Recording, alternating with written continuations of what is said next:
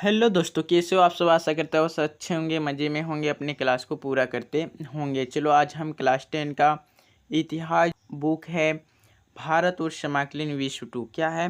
भारत और समकालीन विश्व टू जो बुक है उसका अध्याय नंबर हम क्या 2 पढ़ेंगे आज, जो है इंडो चाइना में राष्ट्रवादी का आंदोलन। क्या है?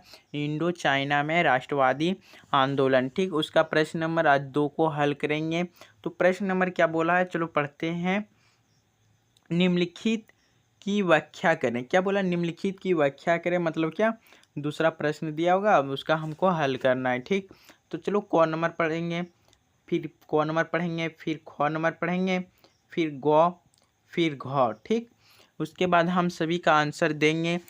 अगर आप मेरा चैनल पर नया होंगे तो सब्सक्राइब करके बेल आइकन दबा दीजिएगा। चलो चलते हैं और प्रश्न को हल करते हैं। तो क नंबर हम पढ़ते हैं, क्या लिखा है? वियतनाम के केवल 1/3 विद्यार्थी ही स्कूल पढ़ाई सफलतापूर्वक पूरी कर पाते थे। मतलब क्या? वियतनाम के केवल 1/3, मतलब जैसे कि 4 बच्चा में एक ही बच्चा पढ़ने जा पाता था स्कूल। ठीक, सफलतापूर्वक पूरी कर पाते थे, मतलब अपने पढ़ाई को पूरी कर पाते थे। ठीक, इसका कारण जानते हैं, इसका कारण पढ़ते हैं। ठीक, तो उत्तर लेकर आए हैं क नंबर का। वियतनाम में स्कूलों में दाखिला लेने की ताकत वहाँ के धनी वर्ग के पास ही था। मतलब कि वियतनाम एक क्या है, देश है जहाँ वहाँ के स्कूलों में दाखिला मतलब एडमिशन लेने के लिए सिर्फ ताकत वहाँ के धनी वर्ग के पास ही थी। मतलब क्या? वहाँ के जो राजा प्रराजा थे वही क्या करते थे, वो अपना बच्चा का स्कूलों में दाखिला या नाम एडमिशन कराते थे। यह देश की आबादी एक छोटा हिस्सा था। मतलब क्या? वियतनाम का एक छोटा आबादी वाला शहर था या देश था। ठीक, जो स्कूलों में दाखिला ले पाते थे, मतलब जो स्कूल में एडमिशन करा सकते थे या नामांकन करा सकते थे, उनमें से बहुत थोड़े से विद्यार्थी ही ऐसे होते थे जो सफलतापूर्वक स्कूल की पढ़ाई पूरी कर पाते थे। क्या? दरअसल बहुत सारे बच्चों को तो आखिर साल की परीक्षा में जानबूझकर फेल कर दिया जाता था। मतलब क्या? वहाँ का जो सफलतापूर्वक स्कूल की पढ़ाई पूरी करते थे, दरअसल बहुत सारे बच्चे को आखिर साल मतलब अगला साल, आखिरी साल मतलब पीछे साल क्या करते थे, जानबूझकर फेल कर दिया जाता था ताकि वे अच्छी नौकरियां के लिए योग्यता प्राप्त न कर सके। आमतौर पर 2/3 विद्यार्थी को इसी तरह फेल कर दिया जाता था। मतलब क्या?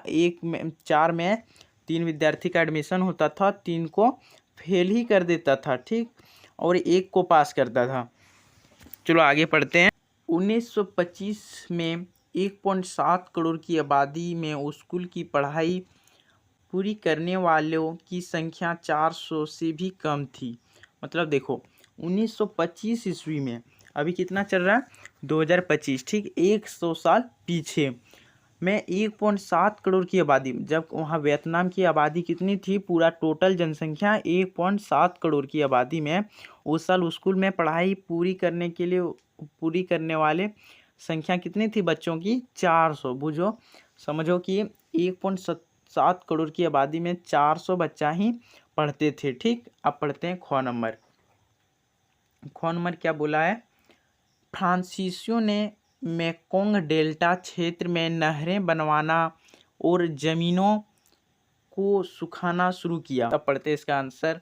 फ्रांसीसियों ने वियतनाम के मेकोंग डेल्टा इलाकों में खेती बढ़ाने के लिए सबसे पहले वहां नहर बनाए और जमीन को सुखाने के लिए जल निकासी का प्रबंध शुरू किया।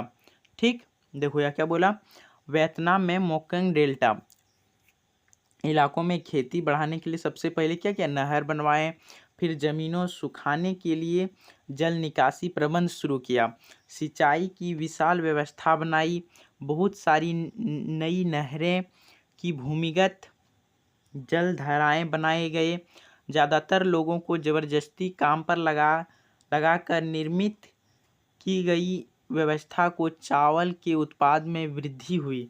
ठीक, देखो यह क्या हुआ, जब वहाँ का ज़मीन क्या था, एक डेल्टा की तरह थी, मतलब क्या, एक बंजर की तरह। तो वहाँ के लोगों ने क्या किया, पहले नहर बनवाए, फिर उसको सुखाने के लिए निकासी प्रबंध शुरू किया, सिंचाई, और उसके बाद ज़बरदस्ती काम पर लगाकर निर्मित की गई व्यवस्था चावल के उत्पाद में वृद्धि हुई। ठीक, देखो वहाँ जैसे कि चावल की खेती की ज़बरदस्ती, ठीक, और वहाँ क्या हुआ, वृद्धि हुई, किसका, चावल का। ठीक, अब पढ़ते हैं गौ नंबर। सरकार ने आदेश दिया कि साइगैन नेटिव गर्ल्स स्कूल उस लड़की को वापस कक्षा में ले लें जिससे स्कूल से निकाल दिया गया था। मतलब क्या, सरकार ने आदेश दिया कि साइगैन नेटिव गर्ल्स स्कूल उस लड़की का वापस कक्षा ले ली। मतलब क्या, वहाँ का एक स्कूल होगा, ठीक, उसमें क्या किया, वहाँ के जो लड़कियाँ थी उसको निकाल दिया गया।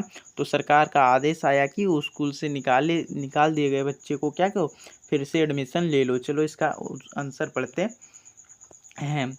तो 1926 में साइगैन नेटिव गर्ल्स स्कूल में एक बड़ा आंदोलन हुआ। यह आंदोलन तब शुरू हुआ जब एक कक्षा में अगली सीट पर बैठी वियतनामी लड़की को पिछले कतार में जाकर बैठने के लिए कहा गया। मतलब देखो, एक यहाँ आंदोलन क्यों हुआ, क्योंकि देखो वियतनाम की एक लड़की थी, वह क्या, अगली बेंच, मतलब वियतनाम की लड़की थी जो कि अगली बेंच पर बैठी थी, समझने के लिए, अगली बेंच पर बैठी थी। तो वियतनाम की लड़की को पीछे कतार में जाकर बैठने के लिए कहा गया। ठीक, तो वो वियतनाम की जो लड़की थी उसको क्या बोला कि जाके तुम पीछे बेंच पर बैठो। तो उसी समय क्या हुआ, आंदोलन चालू हुआ। तो क्योंकि अगली सीट पर एक फ्रांसीसी लड़की की बैठना था, मतलब क्या, अगली सीट पर कौन बैठता था, फ्रांसीसी लड़की, और उसका जगह था वही बैठता था। ठीक, तो वियतनामी लड़कियों ने सीट छोड़ने से इनकार कर दिया। मतलब देखो, जो वियतनाम की लड़की वहाँ पर बैठ गई थी तो उसने क्या किया, छोड़ने से इनकार कर दिया, वो बोला हम अब नहीं उठेंगे। ठीक, तो स्कूल की प्रिंसिपल एक फ्रांसीसी था, मतलब स्कूल का जो प्रिंसिपल था वो कौन था, फ्रांसीसी था। ठीक, कौन था, एक प्रिंसिपल कौन था, फ्रांसीसी था।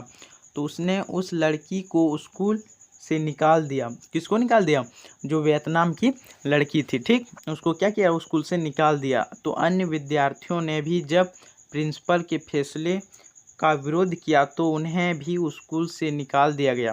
देखो, जब प्रिंसिपल ने फैसला का विरोध किया तो उन्हें भी स्कूल से निकाल दिया गया। ठीक, इसके बाद यह विवाद बहुत फैल गया। मतलब जब लड़कियों को निकाल दिया तो उसके बाद क्या किया, विवाद फैल गया।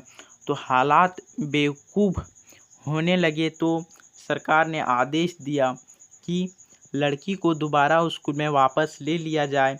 प्रिंसिपल ने लड़की को दाखिला तो दे दिया, लेकिन ये ऐलान भी कर दिया कि मैं सारे वियतनामियों को पांव तले कुचल कर रख दूंगा। देखो, जब यहाँ प्रिंसिपल निकाल दिया वियतनाम की लड़की को, तो क्या कर दिया प्रिंसिपल ने, लड़की को दाखिला तो दे दिया स्कूल में, अपने स्कूल में, लेकिन प्रिंसिपल ने एक ऐलान कर दिया कि वियतनामी को पांव तले कुचल दूंगा। मतलब क्या, अपने पांव के नीचे कुचल देंगे। ठीक, आप पढ़ते हैं घ नंबर। क्या हुआ, हनोई के आधुनिक नवनिर्मित इलाकों में चूहे बहुत थे। देखो, हुनाई एक शहर है, ठीक ना, उसके आधुनिक नवनिर्मित मतलब नया निर्मित शहर में इलाकों में क्या हुआ, चूहे बहुत अधिक थे। ठीक, तो इसका कारण पढ़ते हैं क्यों अधिक थे। तो हनोई की फ्रांसीसी आबादी वाले हिस्सों को एक खूबसूरत और साफ सुथरे जगह के रूप में बनाया गया था।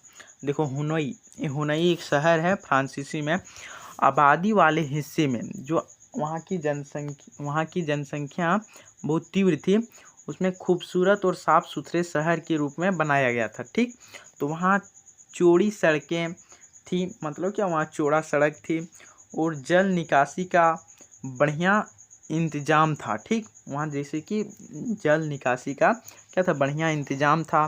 शहर के आधुनिक भाग में लगे विशाल शिविर आधुनिकता का प्रतीक थे। ठीक, क्या था वहाँ का? विशाल एक आधुनिक प्राकृतिक था, मतलब कोई आधुनिक काल का एक विशाल सा शिवाल होगा, मतलब पत्थर होगा या मूर्ति होगा। यही शिविर चूहों को पनपने के लिए भी आदर्श स्थान साबित हुए। ठीक, मतलब क्या वहाँ का जो चूहा था विशाल, वह पनपने के लिए आदर्श साबित हुआ। ठीक, इस शिविर चूहों को निर्बंध आवाजाही के लिए उचित थे। इनमें चलते हुए चूहे पर शहर बेखटेक घूमते थे। मतलब थे क्या? देखो, बेखटेक मतलब क्या? आप कहीं जा रहे हो इधर उधर, चूहा घूमता था, चूहा को बेफिक्र डर नहीं लगता था इंसान से, मान के चलो तुम। और इन्हीं पाइपों के रास्ते चूहे फ्रांसीसी के चकचौबंद घरों में घुसने लगे। ठीक, देखो यह क्या हुआ? जब फ्रांसीसी के चकचौबंद घरों में घुसने लगे, मतलब वहाँ का जो फ्रांसीसी घर बनाए होंगे सबके घर में क्या हुआ? चूहे घुसने लगे और अपने वह हानि पहुँचाने लगे। ठीक, तो चलो आप सभी को समझ में आ गया होगा आज की वीडियो में। जय हिंद, जय भारत।